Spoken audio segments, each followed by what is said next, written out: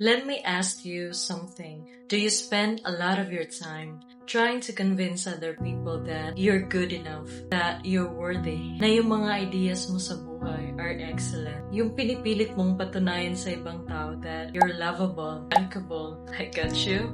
I used to be like that kasi the old version of myself, I was a hardcore people pleaser. Then I realized I was trying to convince the wrong people na dapat yung kailangan kong kumbinsin ay yung sarili ko mismo. So welcome back to my channel. If you're new here, my name is Elaine and I believe I have one for you today. So we're gonna be talking about convincing yourself first. So what does that mean? A lot of times, we're trying to convince other people but we haven't convinced ourselves yet. And the number one person that needs for convincing, no matter who you are and what you do in life now, the number one person that you need to convince is yourself. Everyone will believe whatever you believe is true about yourself.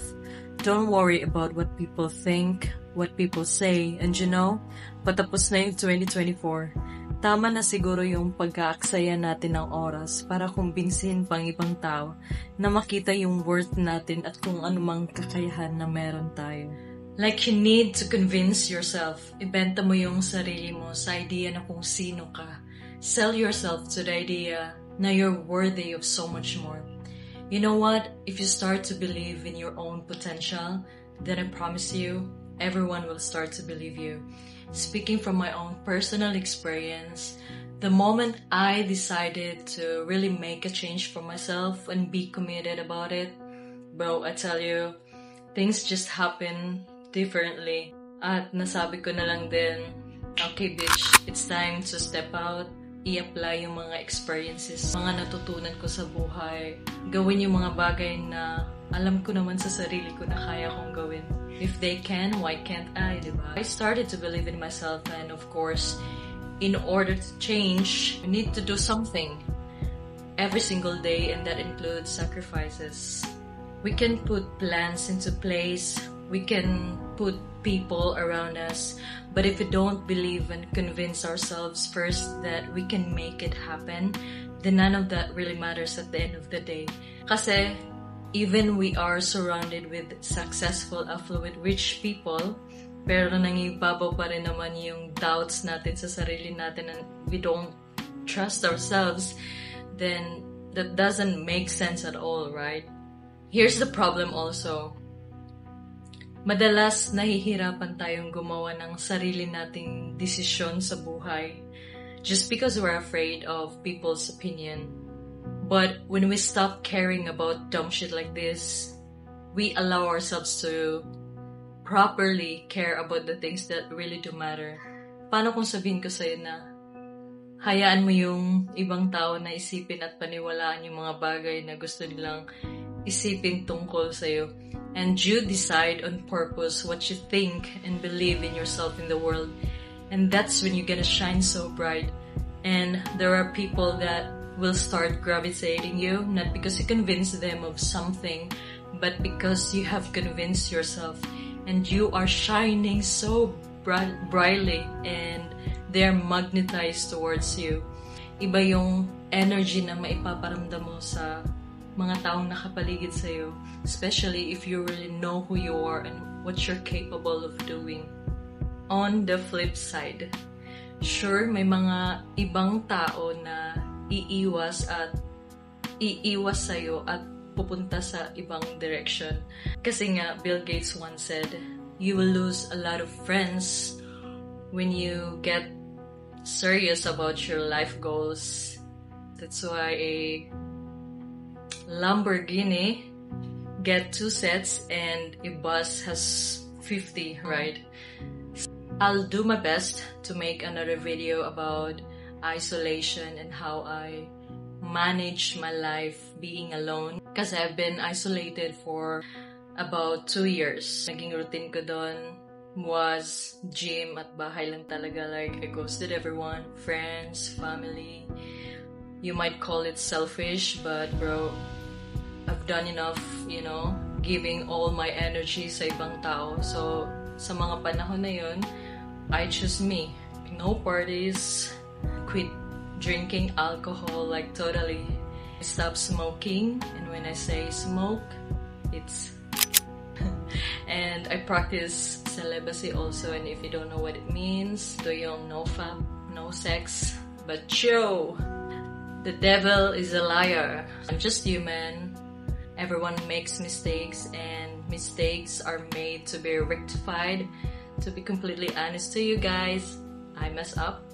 I need to give grace for myself. I need to be more patient as long as I'm trying, as long as I'm growing and learning from things that, learn from my mistakes. Ika nga.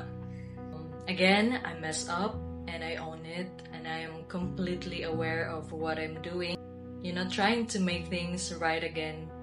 I promise I'm gonna share everything that I have learned, yung mga benefits na nakuha ko from isolation period, plus the negative outcome, because there's really a huge impact to human when we spend so much time alone. Going back to our topic, and when you start elevating yourself, may mga ibang tao na iiwas din sa'yo at pupunta sa ibang direction. And my challenge to you is to let them walk away. Let them swim to the opposite direction.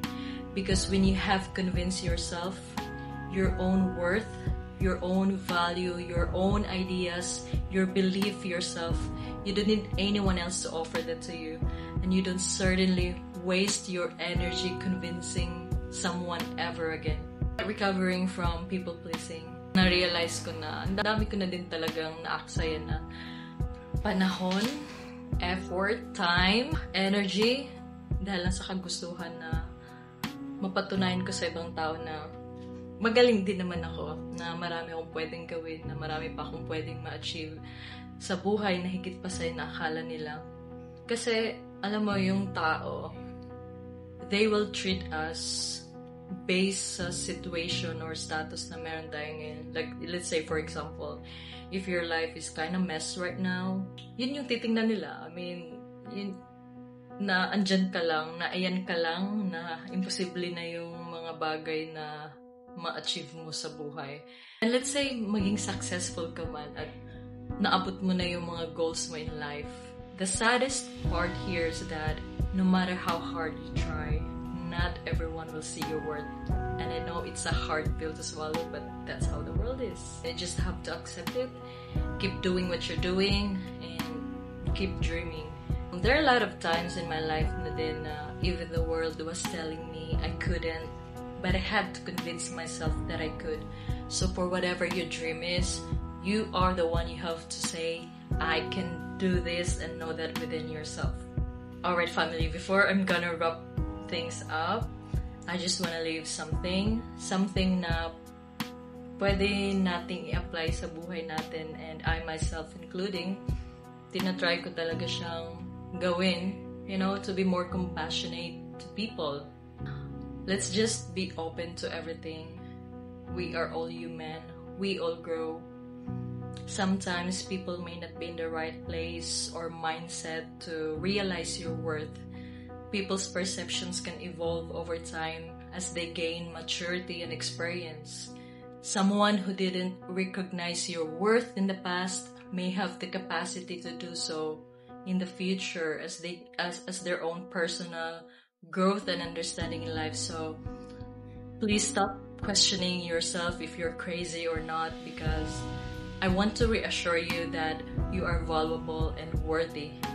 May mga tao lang talaga na they don't have the capacity to understand and appreciate what you are offering to them. I truly hope that you see your worth. Remember, you can create the life that you want. Remember who the fuck you are. Remember why you are doing all these things. Remember all your intentions. Don't set limits in yourself. Just convince yourself first. I hope this video resonates with you guys. If they do, like, share, and subscribe. It really helps the channel grow. With that being said, thank you so hard for watching. I'll see you in the next one. Peace.